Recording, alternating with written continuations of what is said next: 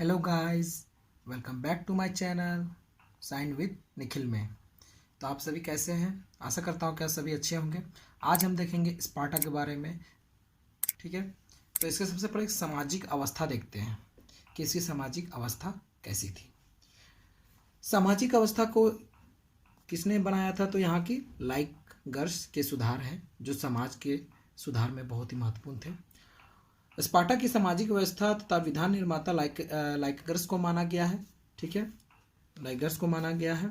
और ये जो संस्था बनाए गए थे इनके द्वारा, अन्य सामाजिक संस्था, वो 900 ईसा पूर्व में लगभग में बनाए गए थे इनके द्वारा।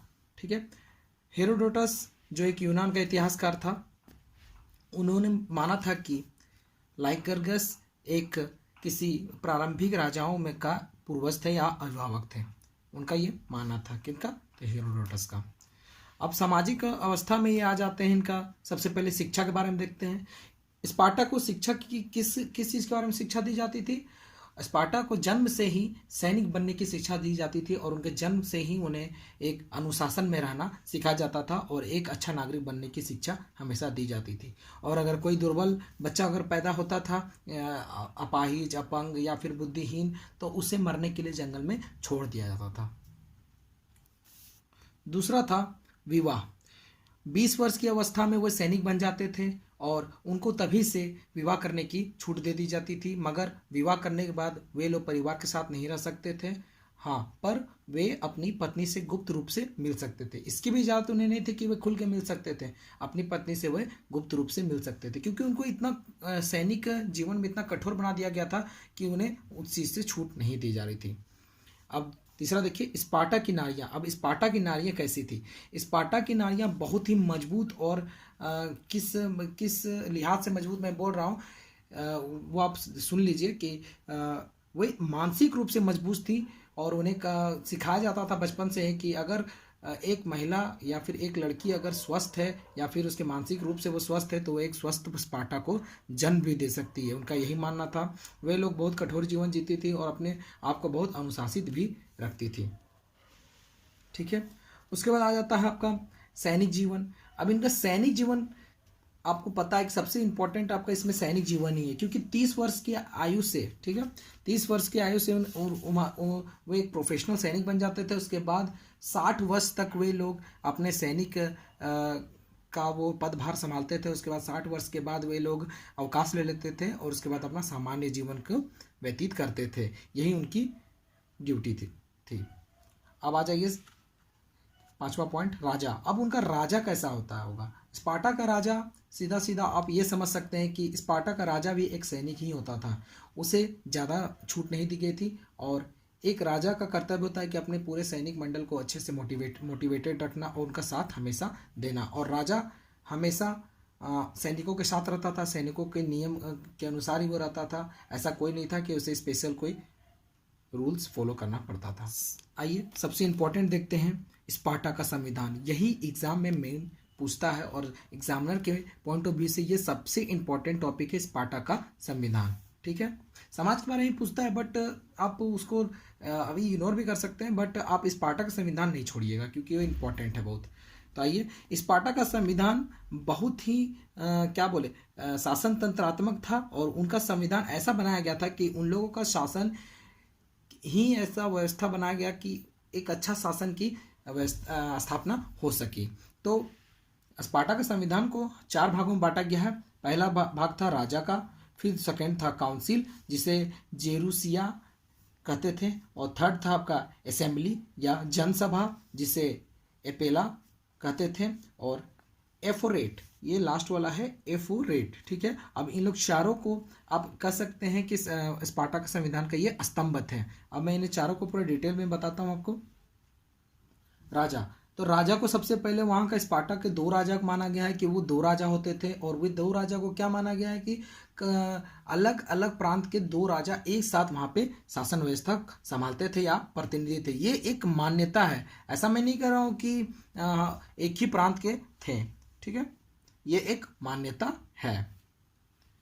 और राजा की शक्तियों को थोड़ा कमजोर किया गया था, क्योंकि अगर एक राजा के पास सारी शक्तियां दे दिया जाए तो वो निरंकुश हो जाएगा, इसीलिए उसकी शक्तियों को थोड़ा कम करके उन शक्तियों को बांट दिया गया था। तो पहला में बांटा गया था धार्मिक में, फिर सैनिक में, फिर तीसरा में न्याय संबंधी शक्ति में से विभक्त कर दिया गया था, बांट दिया गया था। तो इन शक्तियों को हम थोड़ा सा डिटेल में देखते हैं। धार्मिक में क्या कहा गया था कि वो एक पुरोहित है और वो युद्ध से पहले सभी के उपलक्ष्य में, सभी के प्रेजेंस में वो एक यज्ञ करेगा युद्ध जीतने के लिए, ठीक है।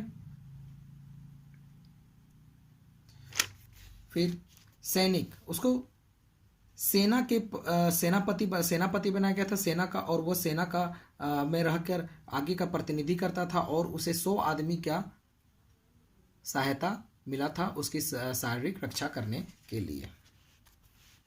अब इसका तीसरा में है न्याय संबंधी। वो न्याय भी करता था और किसी का बच्चा अगर होता था तो वो वहाँ का जाके बैठता था, सभापति बनता था, और उसके बाद अगर कोई व्यक्ति का पुत्र नहीं है, पुत्री है, तो उसके भी संपत्ति का वह निर्णय करता था, उसके संपत्ति को वो निर्णय देता था या न्याय देता था।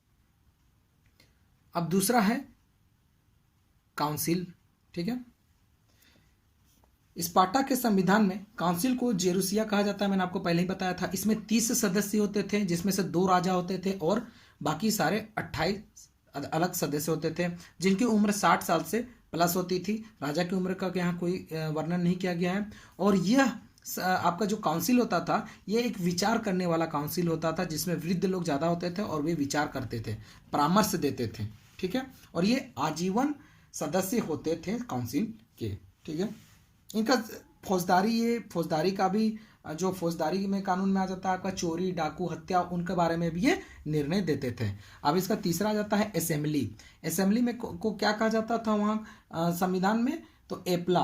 और उनमें कौन सदस्य होते थे, तो आम जनता जो होती थी स्पार्टा की, वही वहाँ की सदस्य होते थे। और ये 30 वर्ष का आयु उसमें निर्धारित किया गया था। 30 वर्ष की आयु को होने के बाद ही इसका सदस्य बना जाता था, और ये सबसे पावरफुल होता था, ठीक है। और वहाँ के सदस्य चिल्ला या फिर कोई हल्ला करके वहाँ का बात नहीं मनवाते थे, वे हाथ उठाकर अपना जो भी पक्ष होता था वे बता। काउंसिल में किसका निर्वाचन होता था, मजिस्ट्रेट का निर्वाचन होता था।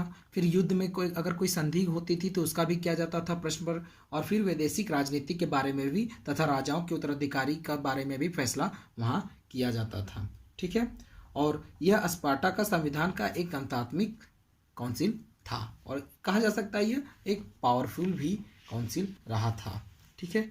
अब आ जाइए इसका चौथा पॉइंट पे, एफोरस पे क्या देखना है कि इसमें 5 सदस्य होते थे संविधान में।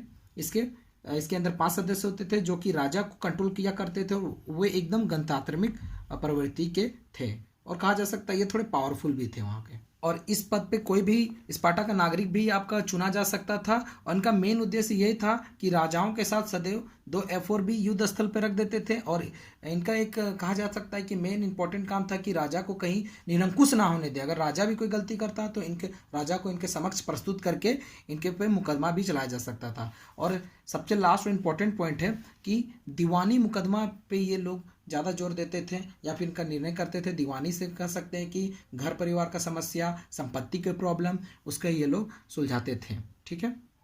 अब इसका निष्कर्ष देख लेते हैं कि इनके संविधान को हम लोग किस रूप से देख सकते हैं। क्या इसे राजतंत्रात्मक देखा जाए, या फिर गणतंत्रात्मक देखा जाए, या फिर उच्च कुल तंत्र देखा जाए।